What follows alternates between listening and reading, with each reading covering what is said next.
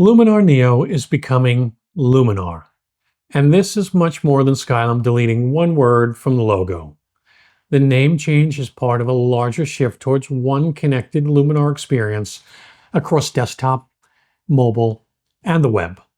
At the same time, the desktop interface is getting a substantial upgrade, and Skylum has previewed 3 new editing features planned for the fall of 2026. The most important news for existing users is simple. Skylum has confirmed that anyone with a valid Luminar Neo license will receive the new upgrade without making another purchase. You do not need to buy Luminar again. You do not need to move to a different plan just because the Neo name is disappearing. Your existing product continues under the Luminar name, and the upgraded interface is included. That clarification matters because Luminar users have lived through several generations of naming, including Luminar 3, Luminar 4, Luminar AI, and Luminar Neo. Every change naturally creates the same nervous question. Is this an update, or is my credit card about to encounter another limited time portal into the Luminar cinematic universe? This time, the strategy is different. Instead of introducing another separately named application, Skylum wants one clear brand. It will simply be Luminar on desktop, Luminar on mobile, and Luminar on the web. That unified name makes sense because the product is gradually becoming more than one editing application installed on one computer. Skylum is trying to create a connected editing experience that follows the photographer across devices. But the name is only the beginning. The free summer release, scheduled for August 5th, includes an upgraded editing interface designed around one basic principle: keep the photographer's attention on the photograph rather than the interface. Skylum specifically does not want this described as a one-time redesign. The company is calling it an interface upgrade because it plans to continue improving and refining the experience over time. The first thing users will probably notice is that the photograph gets more room on the screen. The workspace has been cleared up, so the image becomes the visual priority. That may sound like a minor cosmetic change, but editing applications become cluttered surprisingly quickly. Panels expand, tools multiply, controls compete for space, and eventually the photograph starts feeling like a passenger inside of its own editing program. Luminar's upgraded interface tries to reverse that. The top bar now includes breadcrumbs that show exactly where you are in the editing process. That should make it easier to understand whether you're browsing the catalog, working inside a tool, adjusting a mask, or making it through another part of the edit. This is especially useful in software with several nested controls. Nothing destroys creative momentum quite like realizing you've wandered 3 panels deep and no longer know which small arrow will return you to civilization.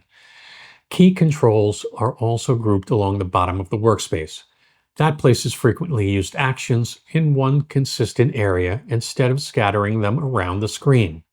The goal is not merely to make the interface look cleaner, it's to reduce the amount of attention spent searching for controls.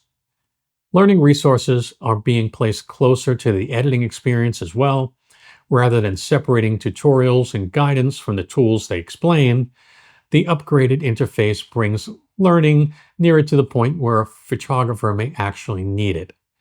That can be particularly helpful when someone discovers a tool that they have not used before or needs a reminder about a particular workflow. The editing tools themselves are also being organized more clearly by purpose. Instead of confronting the user with one long wall of features, related adjustments are grouped together so it's easier to understand where to begin. There's also an improved way to review the adjustments already applied to a photograph. That should make it easier to see what has been done, return to a previous adjustment, and understand how the current result was built. Another useful change is better tool discovery. Luminar has accumulated a fairly deep collection of editing features, but a tool has very little value when users forget it exists or cannot remember where Skylum placed it. The interface upgrade is designed to make those tools easier to find without allowing the tool panel to dominate the photograph. Skylum's message here is refreshingly straightforward. This is not change for the sake of making the software look new. The interface upgrade is supposed to make editing feel more natural, help photographers stay immersed in the creative process, and let the controls support the image without constantly demanding attention. And the company plans to keep refining that experience beyond the summer release. Then we'll have the fall upgrade, where Skylum previewed 3 new or substantially improved features.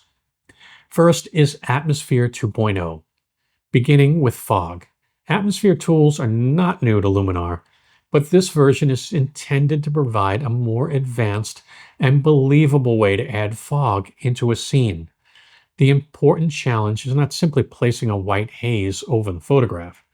Convincing fog needs to respond to depth, objects, and light, and the existing atmosphere of the image. The preview showed fog being applied with an awareness of the scene rather than behaving like a flat overlay. That can make it useful for enhancing mood in landscapes, travel photographs, and environmental portraits. But as always, the best result will probably come from restraint. A little atmosphere can create depth, too much can make the photograph look as though the location has been invaded by a malfunctioning smoke machine. The next feature is Crop 2.0 with composition variations. Luminar will analyze the photograph and immediately suggest several strong compositional options. It can shift and crop the image to show different ways the frame might work. The key point is the software is not making the final creative decision. It gives the photographer better starting positions and allows them to compare alternatives quickly. That could be useful when an image feels slightly unbalanced, but the best crop is not immediately obvious. Instead of dragging the crop box around while questioning every decision you've made since purchasing the camera, you can review several composition options and choose the one that best supports the subject. The third feature is Enhance AI 2.0. Skylum says the improved version will become more natural and more scene-aware. It will read the photograph first, protect highlights, and adapt to the image's existing color palette. The goal is to avoid the exaggerated, over-processed appearance that can happen when a broad enhancement control pushes contrast, saturation, and detail too aggressively. Skylum described the intended result very clearly. Even at 100%, enhanced should feel enhanced, not fully cooked. That may be the most important improvement of the 3. Enhance AI has always been attractive because one control can quickly improve an image. But the danger with any one slider solution is that it can make every photograph louder without making it better. If Enhance AI 2.0 genuinely adapts to the scene, preserves highlight detail, and respects the colors already present, it could become a much safer starting point for quick edits. The timeline is also worth noting. Pre-orders for the fall upgrade open on July 31st. The free summer release arrives on August 5th. Pre-orders close on August 31st, and the fall upgrade is planned for later in the fall of 2026. Existing users with a valid license receive the summer interface upgrade without an additional purchase. The summer release brings the new Luminar identity and the evolving interface upgrade. The fall release adds the previewed editing capabilities, including Atmosphere 2.0, Crop 2.0, with composition variations, and Enhance AI 2.0. Taken together, these changes reveal the direction Skylum is taking. Luminar is becoming the permanent product name, the interface is being simplified around the photograph, tools are being made easier to locate and understand, and the new AI features are moving away from generic heavy-handed enhancement towards adjustments that respond more intelligently to the individual scene. The real test will come when these features reach actual photographs rather than carefully selected demonstration images. Will Atmosphere 2.0 place fog convincingly around complicated objects? Will Crop 2.0 offer genuinely useful compositions instead of several versions of almost the same crop?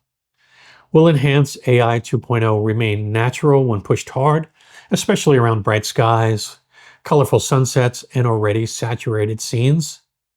Those are the details that will determine whether this feels like a meaningful step forward. But the larger change may still be the simplest one. Luminar Neo is becoming Luminar.